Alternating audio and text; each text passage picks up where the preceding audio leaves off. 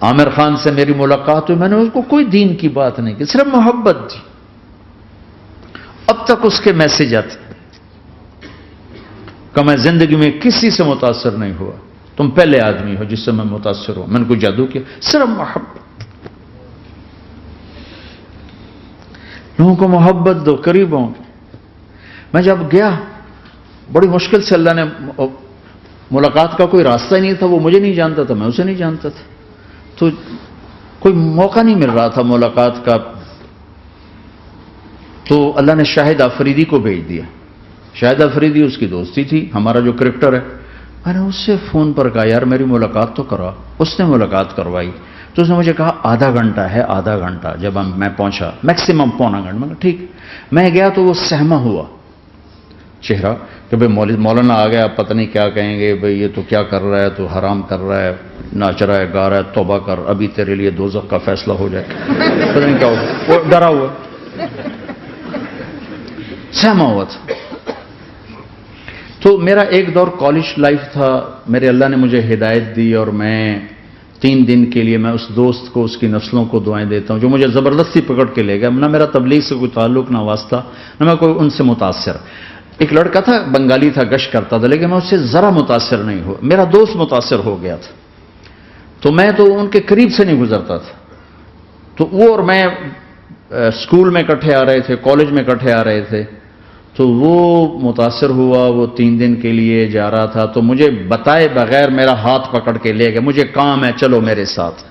اور میں اس کو انکار نہیں کر سکتا تھا، یہ میرا اس کا تعلق تھا. اب بھی اسی طرح بھائیوں جیسا تعلق. میں اس کا احسان ماں، مجھے زبردستی لے گیا. ہمارے پنجابی کی مثال ہے کبے نو لت لگی وہ سیدھا ہو گیا. وہ جو ہوتا ہے ہنچ بیک ہوتا ہے نا، اس کو کسی نے لات ماری تو وہ سیدھا ہو گیا. مہربانی بھائی تیری لات سے میں سیدھا ہو گیا. تو مجھے تو وہ کبے والی لت پہ گئی. تو اللہ نے مجھے اس طرف لگا دیا. اور جب میری کالج لائف، میں نے کالج کا بہترین سنگر تھا، اسکول کا بہترین، یہ جنید جمشید کیا ہے جو اس زمانے میں یہ سارا کو اٹھایا میں نے سارا کیا ہے. تو اب وہ بیچارہ ایسے بیٹھا ہوا. تو میں نے اس سے بیٹھتے ہی فلموں کی باتیں شروع کر دی. اور تھوڑی دیر بعد میں نے محسوس کیا کہ فرام 60 to 72 جو فلم انڈسٹری کو جتنا میں جانتا تھا اتنا وہ نہیں جانتا تھا. تو اس کے اوپر میرے علم کا روپ پڑ گیا. اس کی لائن کا علم تھا نا. تو حیران پریشان، یہ واز تو ہو رہے. تو کبھی دلیپ کمار کی باتیں شروع ہو گئیں، کبھی راج کپور کی شروع ہو گئی، اور کبھی محبوب صاحب شروع ہو گئے، کبھی مدن موہن شروع ہو گئے. وہ آدھا گھنٹہ تو یوں ہی گزر گیا. تو آدھے گھنٹے کے بعد میں نے کہا جی ہمارا تو ٹائم اوور کا نہیں، اٹھیں چلے ادھر چل کے بیٹھتے. وہ کھانے کی ٹیبل پر تھے تو وہاں جا کے بیٹھ گئے. پھر وہی باتیں شروع ہو گئی. جب اس کا سارا خوف دور ہو گیا اور ریلیکس ہو گیا، اس میں پونے گھنٹے سے 50 منٹ گزر گئے تھے. تو پھر میں نے کہا عامر بھائی آپ حج پہ آئے ہیں، اگر آپ اجازت دیں تو آپ کو اپنے نبی کا حج سنو.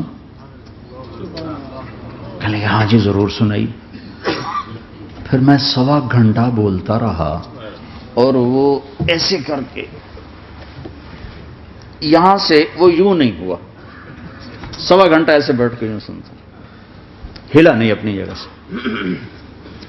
لوگ محبت کے بھوکے ہیں، تم فتوے دینا شروع کر دیتے.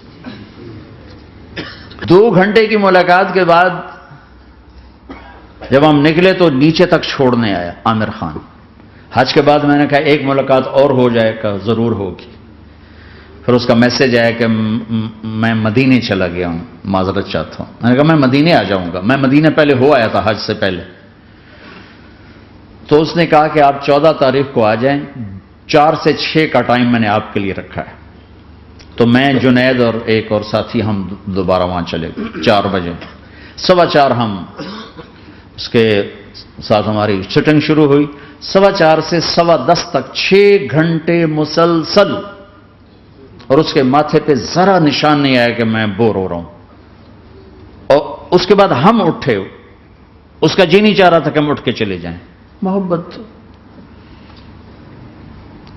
پھر ایک امتحان پڑ گیا. میں اجتماع میں تھا ریمنڈ کے پچھلے سال. اس کا میسج آ گیا میری فلم تلاش آ رہی، اس کی کامیابی کی دعا کرو. چلے بھائی اے چنگی بات.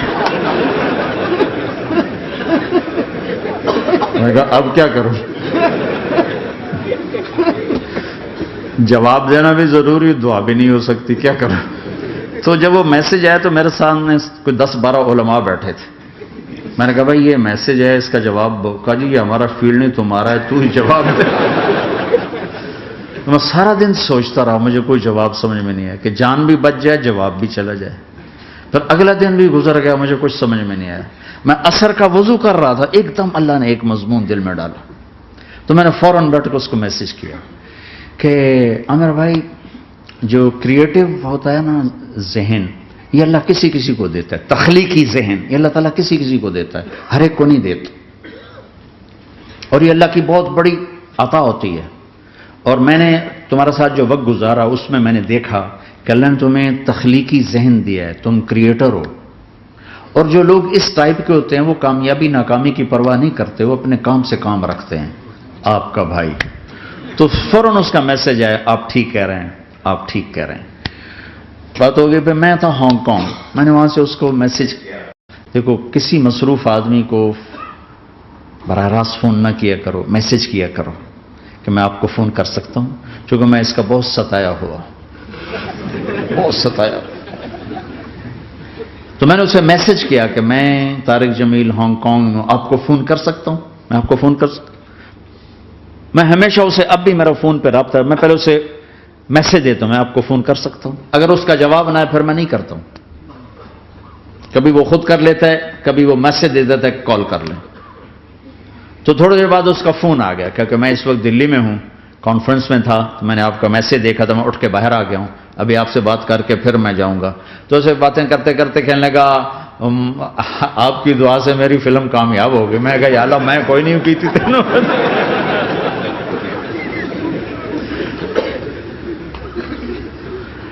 بھائیو محبتیں بانٹو، نفرتیں تو پہلے ہی بہت پھیل چکی.